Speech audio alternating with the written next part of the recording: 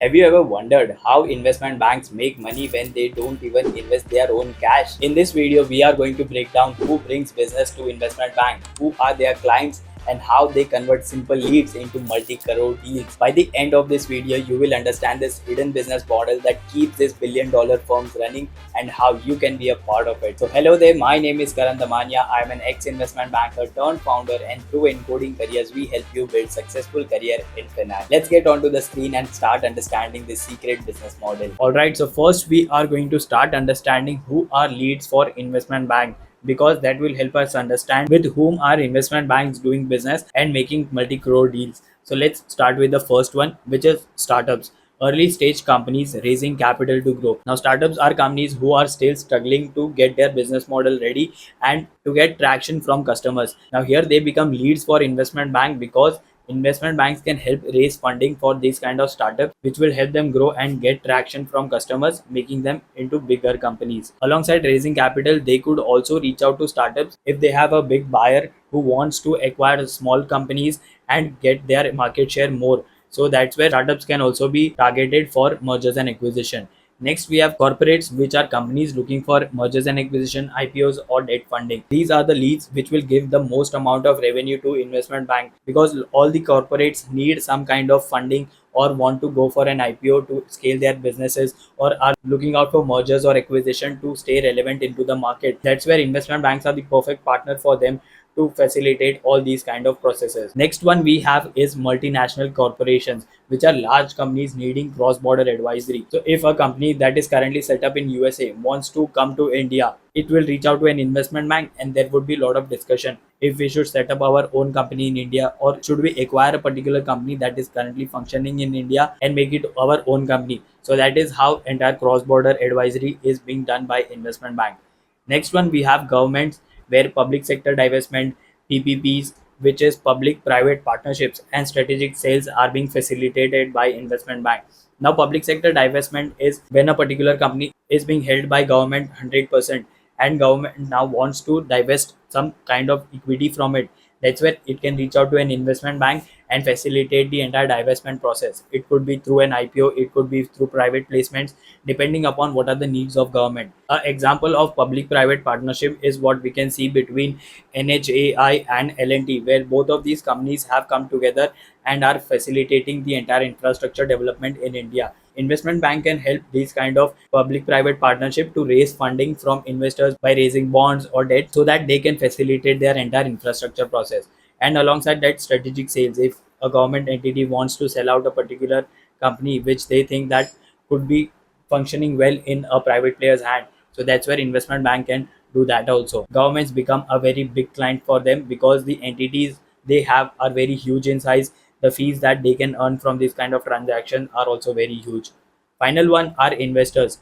Now, to facilitate all the four above leads that we saw, they will need investors on their side. Now, investors could be private equity, where corporates who want to sell out their own company, investment banks can reach out to private equity and then facilitate the entire acquisition process. The investors could be venture capital funds. When a company wants to go for an early stage funding, it could be either series B round, C round, then investment banks could reach out to venture capital fund and facilitate the entire fundraise process. It could be through institution if the funding is to be done by QIP or FPO or other processes. So that's where institution would come into the picture. Alongside facilitating the entire deal process, these investors will also help by putting their requirements to investment bank that we are looking out for these kind of companies or this kind of investment. Then investment bankers will search for those kind of deals in the market and facilitate the entire process. So it works both the ways. Any which ways, investment banks are going to make money. So these are the leads where we saw that startups will come for early stage funding or growth capital. Corporates could come with n number of service requirement, and they would be someone who would give huge revenues, because they are the deals which come on constant basis and are recurring revenue for investment bank. MNCs would be more for cross border advisory, also on the part of merger acquisition. Governments coming in for divestment, PPPs, or strategic sales, giving huge bulk of revenue, but the deal number would be smaller. An investor putting out requirement or for facilitation of deal. So that is how the entire leads are being structured for an investment bank. Then they work with these kind of high stake people to facilitate the entire services. Next, we are going to see how do investment bank find leads. We understood that these are the leads that they have, but how are they going to reach out to these people and facilitate the entire transaction? So the first one is by attending business summits, startup meets, and industry events. We have seen that investment bankers are attending a lot of business events and industry meetings. That is where they are networking with people, understanding what is their requirement. If they have requirement by some investors and they find that during these meetings or business summits they have someone who matches those, then that's where the deal strikes and then conversation is taken ahead. When we see the entire lead to deal conversion, we will take the live example of a business summit where a deal is being facilitated. Next, we have leverage alumni networks and personal relationships. Since investment bankers come from various backgrounds and a lot of time they are from top institutions, they have a very good alumni network where they would be reaching out to their peers or colleagues they have worked with or studied with, find if there is some deal that can be done within the network. And also through personal relationships, if they have someone in their relation who currently has a business and wants to expand it through fundraising or want to go for an M&A, so that's where it can be leveraged. Next one, we have used outbound mailers and curated pitch decks to approach prospects. This will be very much useful because here investment bankers are constantly having business summits and meetings where they collect a lot of business cards. And once they have business cards with them, they have the email IDs of the people that they met during the event. Since during the events it would not be easy to converse with a lot of people and understand what are their requirements, they can then use these outbound mails where they have the entire curated pitch that is related to their particular company, and they could send out about their business of what they can help those companies with, and if they are interested they could take conversations ahead. So that is how outbound mails are being used. Depending upon how much transaction that investment bank has facilitated, they could get huge amount of responses through outbound mails. Next, we have organized coffee catch-ups and warm intros through mutual connect. Now, investment bank as a company are also doing a lot of events where they invite a lot of people and they come over a coffee, and that's where they are introducing one another and seeing if there is any business that they could get through it. That is how coffee catch-ups help. Alongside that, investment bankers are also traveling a lot, and that's where when they are at airports or any places in hotels or somewhere, they are constantly meeting with new people and having their introduction to them, meeting them over a coffee or something. That's where it leads to introducing oneself, and if there are any mutual connects, then they are being shared with one another. So that is how this entire networking works and coffee catch up works. Finally, get referrals from past clients, lawyer, and venture capitalists. We saw in the previous slide that the leads that investment bankers have includes VCs, PEs, and if they have worked with these kind of companies previously, they could get referrals from them. If a portfolio company or venture capital wants to raise funding ahead, then they could reach out to investment bank and raise the funding via them. So that is how they could get referrals. If they have past client and the transaction was facilitated very well, then they could refer other people who are into their network to these investment bank and get their funding or the transaction done. And investment bankers are also working with a lot of lawyers to facilitate the due diligence process and negotiation process. Lawyers, when they get some clients who have requirements of investment banking services, they could be referred to them. That is how investment bankers are finding leads. All right, so once the investment banker has leads in their portfolio, they will now start working upon converting into a deal. Let's see how the process takes place. Number one, they will listen deeply to the client's goal and pain points. Investment bankers are very good listeners. They first try to understand what is the problem that the company is facing. Since the company does not know what is the solution to it, when investment bankers listen, they could pitch out a perfect solution to it. If the company should go for an equity funding, if the company should go for a debt funding, if it should go for a merger or acquisition, when investment banker listen, they can see the points jotted down, see the patterns that they have seen in past deals, and help the client with the best solution. Next point comes in positioning their advisory service to show value and expertise. Now, when they get the understanding of what is the pain point, for an example, if a particular company is wanting to expand their line of business but does not want to dilute equity, then investment bankers could tell them that they could go for a debt funding and mention them that we have a lot of investors who are ready to fund via bonds or debentures, and that is where investment bankers can say that we can help you raise and structure the entire bond fundraising and help you meet with investors who would be ready to fund you. That is how the entire positioning of their advisory services is being done, where they are showing value of what they can offer, and if they have any expertise that can be mentioned. Now, above 2 points are discussed during meetings, and post meetings a lot of things are being shared with the client so that they can understand the capacity that the investment bank has. So they would be sharing capability decks. Then there are a lot of case studies that the investment bank has worked upon, then the success stories of the past deals that they have done, which builds trust and confidence among clients that let's go ahead with this particular investment bank and get our deal done. Once the client understands about the investment bank, then investment banks will do some negotiation on the scope, like we will also give you this additional services, we will reduce some kind of fees from this entire structure, and engagement letters are being shared. That will build more trust among the client that investment bankers are looking after us, and let's go ahead and do this deal with them. And final point is building trust that can close deals efficiently. Now all the above points will lead to building more trust among the client, and that's where they will now be comfortable to work with the investment bank, because the companies that are going to work with investment bank are working upon a very high stake deal. It could be a make or break point for them, and alongside that the fees that they will be paying is also very much huge, and that's where they want to work with someone who understands them, who they can trust and have confidence. So that is how the entire leads are being converted to deals, and then investment banks start working upon it. Next, let's see live example of how lead is converted into a deal via a case study. All right, welcome back to investment banking mentorship program, career GPS and masterclass. This is the bonus module where we are going to understand the lead to deal conversion, taking an example of a case study. So here let's understand what are the LOS, that is learning outcome statement. First we are going to understand how does investment bankers generate lead. So for that, we have taken a case study and then explained it with an example. And alongside lead generation, we are going to understand how those leads are being managed. So that is one thing. Next, we are going to understand how is the deal meetings conducted. Once a investment bank gets a lead, how are then meetings conducted? So that is the second point. Next, we are going to understand how does negotiation process takes place. And finally, what is the value proposition that investment bankers are pitching to the client or the potential clients. So let's understand how this lead to deal conversion works. Starting with the live deal that we have taken as an example. So here you have to consider that you are already working as an investment banker and you are going to generate lead for your company and then work on it. You are working as an analyst at EC Capitals based out of Bandra, Mumbai.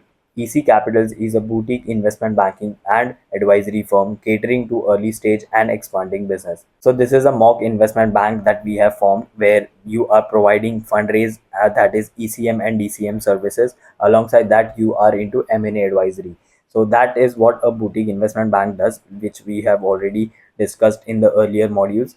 So you are working as an analyst, and now let's understand how lead to deal conversion process takes place. So here the thing to keep in mind is the date that we have given on each and every slide, so that you understand how is the process conducted and what is the timeline within which the process ends.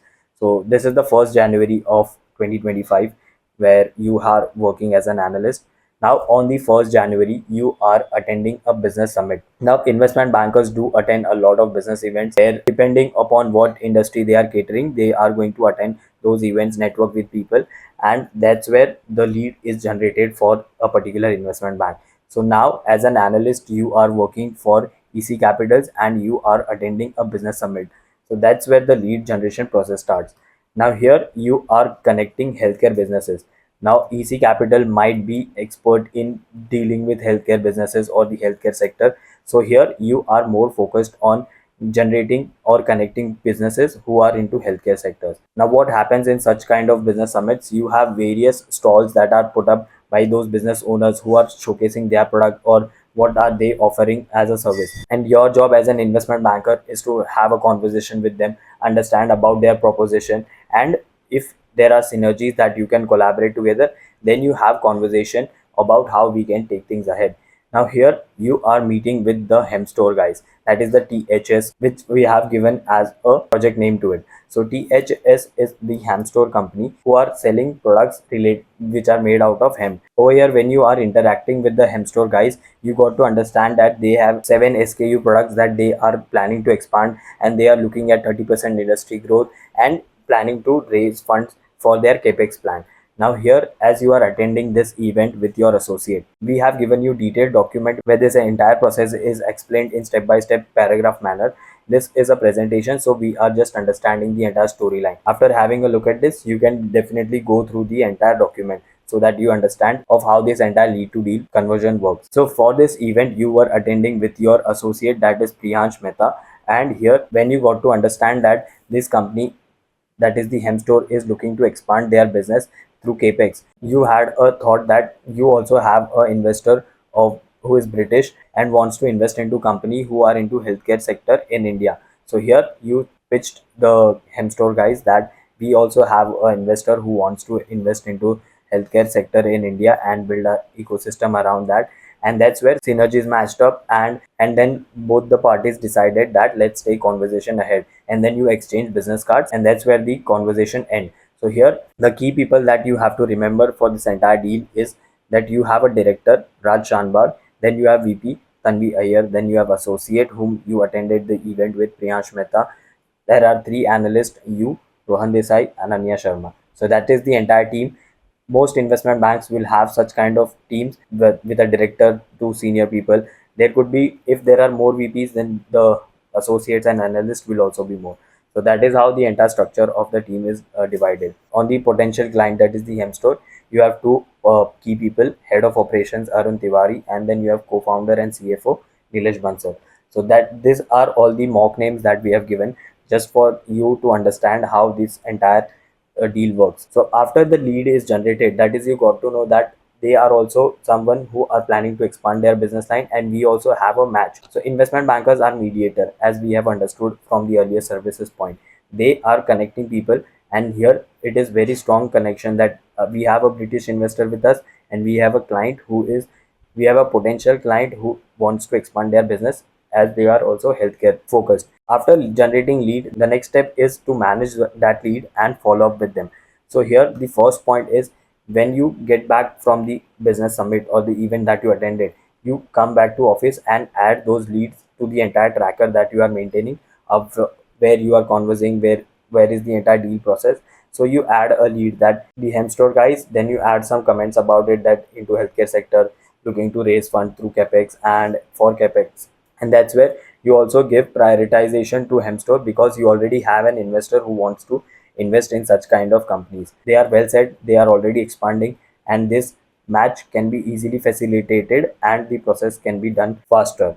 So that's where you prioritize hemstore, and then once you add to the lead tracker, you follow up with the hemstore team. So you are now framing an email and sending out to the hemstore guys that it was great meeting you, catching up with you, and we are looking forward to take the conversation ahead. And that's where you also send your business capability deck, that is what you can do for them, why they should work with you. That's where you are putting a lot of information about the deals that you have done in the healthcare sector, then you are mentioning your service line, your expertise, and then sending across to the hemstore guys. Now after this, you need to wait. So you attended event on 1st of January, on 2nd of January you came back to the office, you followed up and added the lead to your tracker. Now on the 4th January, you receive a positive response. You receive a response from the hemstore guys, and here they want to schedule a meeting and discuss the deal. So in the capability deck that you send out to them, they would have seen what are the services that you have offered, what are the deals that you have done in the past, and that's where they also thought that we could work together, and for that we need to discuss upon things. So they are happy to schedule a meeting. That is a positive response for investment bank. Now here the work of investment banker will start. They will now prepare up for the first meeting. Since you have a very short period on hand, that is when the leads are warm, it is very important that you close in a very short period of time, because other investment bankers would also try reaching out to them, and you should be someone on top of it, making sure that the mandate comes to your investment bank. So here on the 4th, you received response from them on, and that's where you start working upon building a capability pitch. That is a pitch deck kind of a thing, where you are presenting very much detailed information about the company, understanding their business, then presenting some graph charts, what will you do for them, how will they benefit, if it is a merger or acquisition proposal that you are pitching for, how will that merger work out, what is the valuation that they can get. So everything is plugged into the presentation, and it is discussed during the first deal meeting. And we saw that on 4th you received positive response, and now on 5th you are conducting the meeting.